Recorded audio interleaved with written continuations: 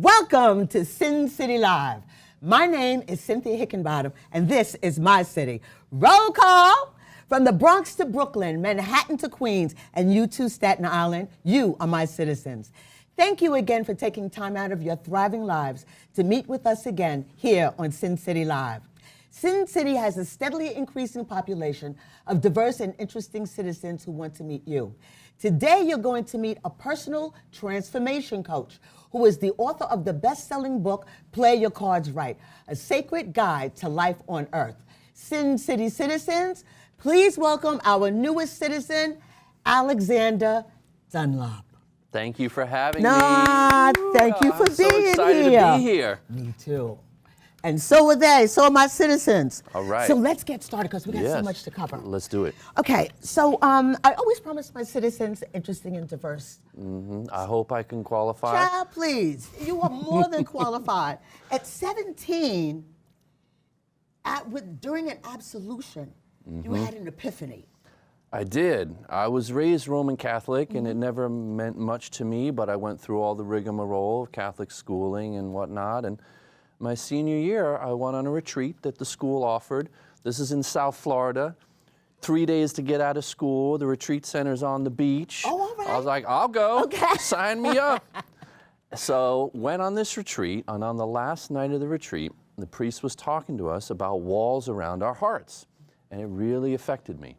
And I went afterwards to go and sit with him. First time I'd ever actually wanted to talk to a priest, right?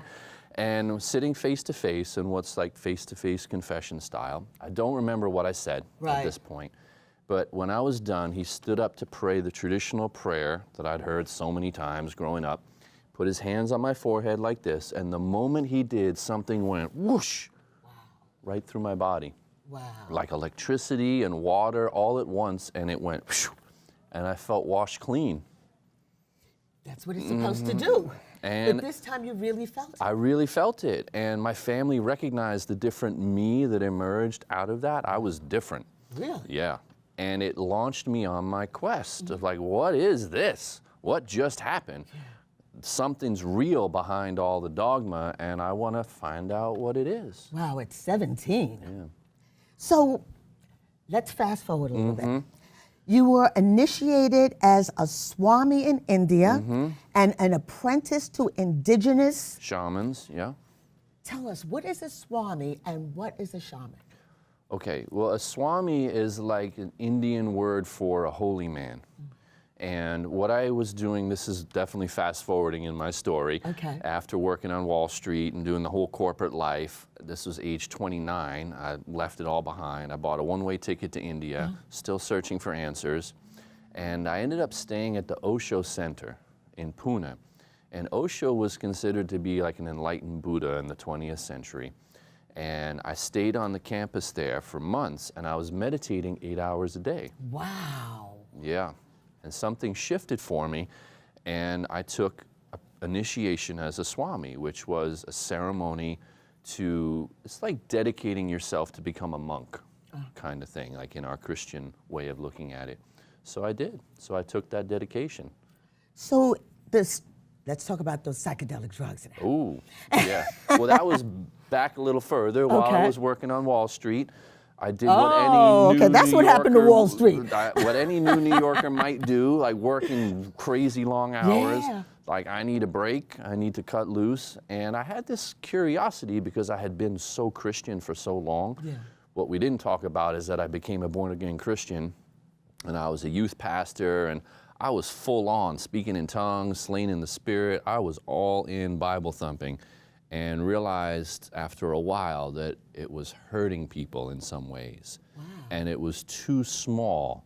Something in me wanted to break out and find what else is there. And it was a difficult period in my life. I was actually depressed for a year when I thought I was losing my faith. Right. And I didn't know what the heck was going on. But anyway, long story short, I did a U-turn. Well, I went to seminary. We didn't talk about that either. And I thought I was going to be a priest. I went to seminary. Didn't want to become a priest for many reasons, not least of which the celibacy thing. All right. So then I did a U-turn, and I came and worked on Wall Street. Wow. Because I had gone to Harvard as an undergrad, that made that door open. How Right? long did you work at Wall Street? Well, about 4 years, and it was enough. Right. It was you enough. could really burn out there. Definitely. So to answer your question, that was when I started experimenting with drugs. It was on the weekends. It started recreationally, doing all kinds of things, and still exploring though. Looking at all the parts of myself that had been forbidden to a good Catholic boy and then to an evangelical Christian. Right. I didn't even drink until I was 21. Okay. You know, I didn't lose my virginity till I was 24. Wow. I was, you know, following the path. And so I gotta break out of this. And boy, did you I ever. did. Yes, I did. But it was necessary, and I realized later that it's all part of the spiritual pathway. Right. And there's nothing actually bad, which is what we learn when we really look at the teachings of Jesus, right? He was hanging out with prostitutes and sinners. Changing water into wine. Right, exactly. He man liked to party, you know? You can come to my party anytime. Right, you know, turn this into wine too. I got some water right Here we go. So I was realizing, you know, there's actually nothing bad about these things that I was always told, can't do that, that's Right. sinful, that's wrong. But what it does is it really just blocks us from being the full version of ourselves. It makes us small. Like, you can't be that, you can't do that, you can't think that. And I was like, wait a minute, I want to expand and grow who I am so Right. I can be all of me. You know what I'm saying? So let me ask you about Yeah. with the meditation. You said 8 hours a day? Yeah. Not a continuous 8 No, hours. no, I would take breaks. Yeah, but this was all day, and I would Right. meditate in the morning, have some breakfast, do some more meditating, have lunch. I mean, I was at a time in my life where I was really hungry for that. Right. I haven't done that since, but at that point in my life, I was really looking, and I was like, all right, I'm going to sit all day long if I have to. I want to find what this is. Yeah. So you decided you didn't want to be a Swami, you didn't want to be a Jesuit priest, No. you didn't want to be an evangelist, Evangelical minister, no. right? You didn't want to be a Roman Catholic No, priest. didn't even want to be a shaman anymore because I tried that path a little bit also. I was doing regular ayahuasca ceremonies. And Excuse me, repeat that? ayahuasca, do you know what that is? No, I don't. It's, maybe you could consider it to be like peyote. It's a psychotropic from the Amazon, Right. and it's been a sacred plant medicine for thousands of Right. years. The And- peyote I've heard of. Right, it's a similar kind of thing. It's a natural plant. It's a vine and a bark of a tree, and it connects you to the higher consciousness of who you are. Right. It's DMT is the active ingredient. And I have a couple of friends who actually went all the way through the training to become shamans, to lead ayahuasca ceremonies for other people. And I was considering that. I was like, you know what? This changed so much of my consciousness. Maybe this is for me too. But I realized, nope, that's not my path either. Because from what I understand is the Native Americans Mm-hmm. used to use that and use the peyote. They did, and there's a Native American church that's based around peyote. Right. Yeah. Wow. So I basically tried everything there is to try. Yeah. Long story short, read every And spiritual survived book. it. He said, but I wouldn't recommend you to do this at home. Not necessarily, but everyone has their own path. Right. And I'm now in my work as a coach supporting people to be the best version of themselves in whatever that looks like for them. Right. And I use the deck of cards now, we'll get to, Right. as the tool to guide people in what is their pathway. That's fantastic. Because now I know that you have a, on Facebook, I you do. have a live show on Facebook from on every Monday, Every Monday. from 12 noon to It's about- 12:30. About that, about 12 noon to about 12:20. I do a weekly teaching. Is every week there's a card of the week. So regular deck of cards. There's 52 cards in the deck, 52 weeks in the year. Every week is a card. So we have a card of the week. So let's talk about the Enlightenment. Mm. Okay?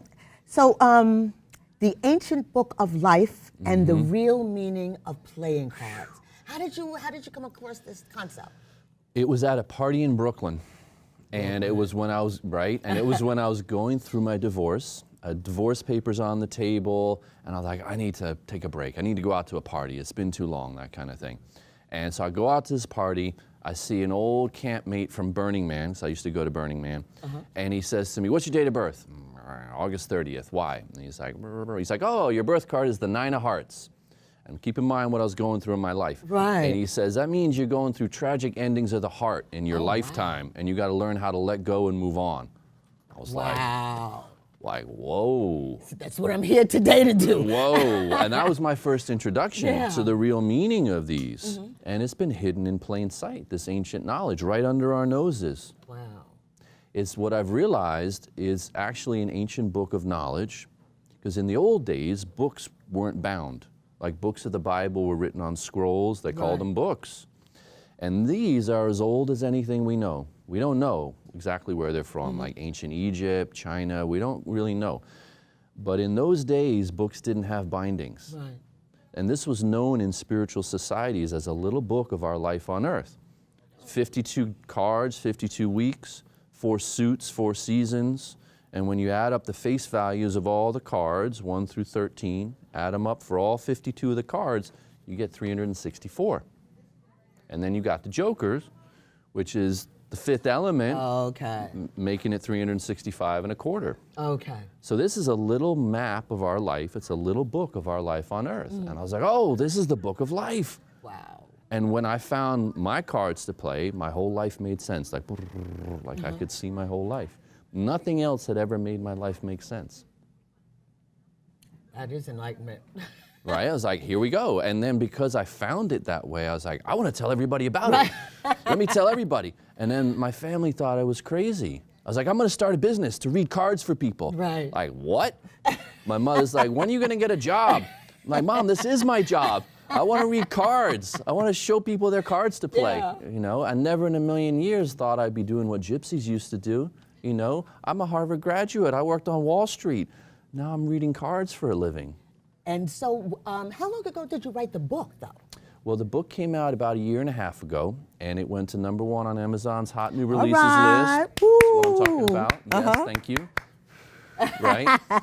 And so what I've been doing is then talking to people about the book and then creating other content for them, videos and other ways they can learn about their cards to play. Play Your Cards Right, a sacred book, a sacred guide to life on earth. Because that's what these cards are. Yeah.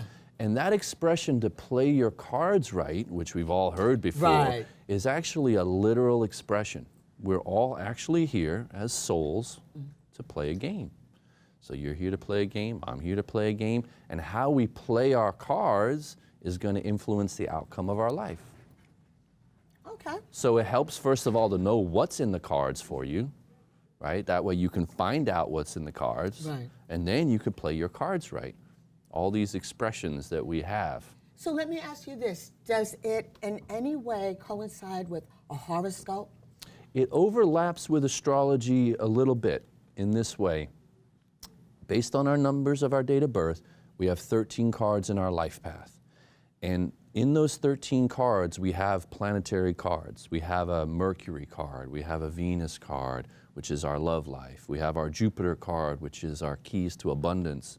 We have our Saturn card, which is our life lessons. So it overlaps with astrology in that way. And there's more to it as well, but it overlaps. Well, you said now it's bestseller on Amazon. When it first came out, it was, yes. How long did it take you to write this book? 5 years. 5 years, wow. It took a long time, and every time I thought it was finished, I was like, oh, nope, I just learned something else. Let me put that into the book. Oh, just learned another thing. So you think there'll be a second, a sequel? There will be, at some point. There's going to be a couple more books, actually. But not in the immediate future. What I'm creating right now, as I mentioned, is some video content that people can download and watch on the website. And what I did is I created a nonprofit organization to share this information, because I want this information to be out in public for people. So folks can come onto the website, lifeelevated.life, and then there's a free lookup tool there. Say that again, lifeelevated.life. Lifeelevated.life. It will be in the credits also. So. Okay. And you can put your date of birth right in there on the website and do a lookup on your cards. Yeah, because you know what? That's what I did. And I found out that I'm the 2 of diamonds. 2 of diamonds. My birth card is the 2 of diamonds. And I'm a Gemini. I don't know if that makes it any difference. Well, it does, because that changes your personality card. So here it also overlaps with astrology. So being a two of diamonds Gemini means that your personality card is the Jack of Spades. Ooh. That's this one. I'm not sure if you all can see this. Here we are. This is an interesting depiction of the Jack of Spades. The Jack of Spades is always the one-eyed Jack, Okay. right? And Spades is consciousness. So you've got a lot of consciousness opening up this inner eye to see more deeply. I did go on your website, and I found out that my birth card is the two of diamonds, and I am a Gemini as well. So does that It factor does. in? It definitely does. Because you're a Gemini, it means your personality card is the Jack of Spades. Because the astrology determines what your personality is going to be. So that's another overlap with this knowledge in astrology. So first off, the two of diamonds means you're a great partner and you really thrive in these one-on-one exchanges. Oh, thank you. But in your partnerships, you want to make sure you don't take one for the team. You don't overcommit. You want to make sure you have clear boundaries in your partnerships. It's very important for you. Right. Yeah. And then the Jack of Spades, that's this one, with the one-eyed Jack. It's important for you to always open both eyes. You might get blindsided sometimes. Right. You want to keep both eyes open, and you've got a lot of consciousness to share. The Jack of Spades is the Prince of Consciousness. Oh. Okay. And so it means you like being on camera. It means you like educate, right? Tell me more. Who, me? You like enlightening people. You like shining a light of consciousness that illuminates things for people. That's what you really like to do, and that's what you're good at. And you can, like, the Jack of Spades is usually depicted holding a magic wand. So you have like this wand, like a fairy dust, where you can like sprinkle your fairy dust around. Wow. Yeah. Ooh, Right? ooh. It was nice. But at the same time, just be aware, this one-eyed aspect, there might be things that you're not seeing, that you don't want to see, that Maybe you'd that's the rather eye that's not right see. here. Well, that's the deeper meaning, is opening up that third eye Right. to see the depths of our experience. And that's when you really shine a light of consciousness. Wow. Now you on your website you have the daily readings because you said that the cards change That's right. day to day. They do. So, like for instance, today's card is the 10 of diamonds. And the cards rotate throughout the year, the 52 cards that rotate over the 365 days. December 31st is the Joker. Right. So they rotate. So let's say anyone born today would be born with the 10 of diamonds as their birth card. Okay. But the rest of us are just moving through these experiences, and it's a little bit like a daily horoscope, but I personally find it more accurate to see what are the cards of the day and what does that mean for me. So I write a daily blog about it, and it's a free tool. You can sign up on the website for these free daily messages that you get every morning, and people tell me they swear by them. Yeah. They guide them through the day, and they know how to orient themselves in the day based on their cards. Wow, you have a busy day doing all of that. Well, it's a lot of work, but I love it, and it's my passion to teach this knowledge to people. Right. Yeah. Wow, that's enlightening. I can't wait to read the book though. All right. So can you do like a little quick something for me? A little quick more, what would you like to know? Let's Ask me your see. question. This is my crystal ball. Yeah. When will I win the lottery? What about money? Okay. Now, we're going to talk about that in terms of your life cards. You actually, with your cards, you can come into a lot of money. Okay. You have the 10 of diamonds, which is the card of the day. I happen to have this memorized. You have it as your 7th card in your life path. It's your Uranus card. And what it means is you have to learn how to receive. There's money that wants to find you, but you might be blocking it with your own, like holding things too tightly. Has anyone ever told you that? You need to open up a little bit more and make more space in your life to receive? How are you? Space in my closet. Well, that's an example. And let me ask you this, how are you at receiving compliments? Yeah, okay, Yeah. I thought so. Yeah. Money is like compliments. Money is energy. And even though we're in the spotlight and you like the spotlight, and so it means you like that, you want to receive more because then you'll get more money also. So being open to compliments, clearing out space in your closet, clearing out more space in your life, Right. then you get to receive more. Wow. So it's not for you about struggling or striving ahead. It's not the overachieving mentality. That might actually block you. Right. You want to make more space Right. to receive it in your life. Wow, my goodness. Talk about enlightenment. I've been enlightened as well. I mean, it's been so terrific speaking with you. We could go on all day. We could. We could go on all day. But citizens, you must go to the website. Tell us what the website is. Lifeelevated.life. And you will find that on our, when the credits roll, you'll find all the information, how you can obtain his book on Amazon, the bestseller. That's right, and we're just now releasing a digital version on my website for only $9, so you can get the book for $9 on the website. Alex Dunlop, we have to say goodbye until the next time. Until next time. Yes. So, Alex Dunlop, thank you for being here and talking to us about your best-selling book, Play Your Cards Right, A Sacred Guide to Life. Well, we just heard the Sin City bell. That's our 2-minute warning signaling the end of our Sin City Citizens meeting. Thank you for attending and welcoming our newest citizen, Alexander Dunlop, the author of Play Your Cards Right, A Sacred Guide to Life on Earth. Sin City is my city, but Sin City Live would not be possible without my Sin City citizens behind the cameras. Thank you for all you do. I applaud you. This meeting of the Sin City Live citizens is adjourned. Hey, thanks for joining us for this special Black History Month celebration segment, contributed by my Sin City Line producer, Stanley James Mitchell, and our crew. Easily, we could have used our entire 28 minutes and a year, but we submit for your edification and approval this honor to Black men and women in not only Black history, but all history. We present to you seminal moments in Black history. Roll the clip, please.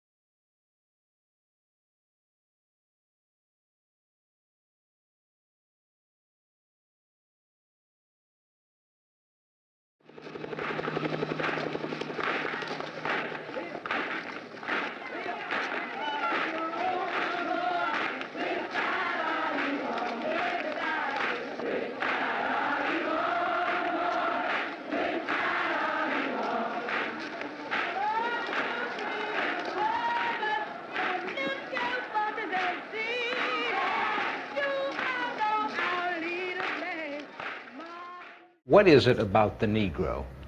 I mean, every other group that came as an immigrant somehow, not easily, but somehow got around it. Is it just the fact that Negroes are black? The fact is that the Negro was a slave in this country for 244 years. So he was not looked upon as a person.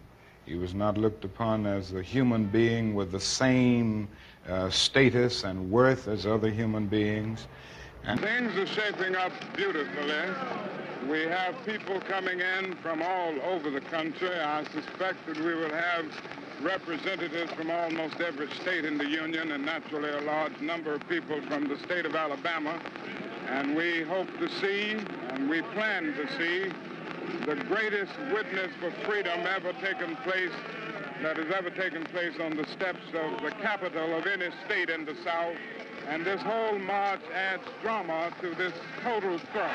That no other ethnic group has been a slave on American soil. Gave the slaves no land, and yet it refused to give its black peasants from Africa who came here involuntarily in chains and had worked free for 244 years any kind of economic base. And so emancipation for the Negro was really freedom to hunger. It was freedom to the winds and rains of heaven. It was freedom without food to eat or land to cultivate, and therefore it was freedom and famine at the same time. It's a cruel jest to say to a bootless man that he ought to lift himself by his own bootstraps. And many Negroes, by the thousands and millions, have been left bootless as a result of all of these years of oppression and as a result of a society that deliberately made his color a stigma and something worthless and degrading. Today I want to tell the city of Selma. Tell them, Doctor. Today I want to say to the state of Alabama. Yes, sir. Today I want to say to the people of America and the nations of the world that we are not about to turn around. Yes, sir. We are on the move now. Yes, sir. Yes, we are on the move, and no wave of racism can stop us. Yes, sir. Can I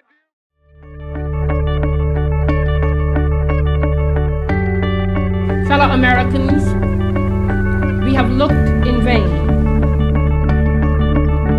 for the courage, the spirit, the character, and the words to lift us, to bring out the best in us, to rekindle in each of us our faith in the American dream.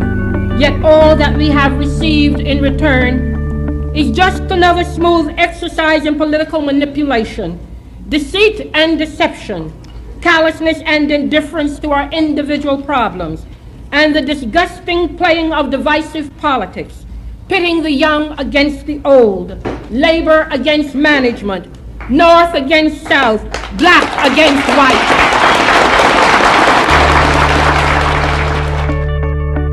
I have faith in the American people. Long before this victory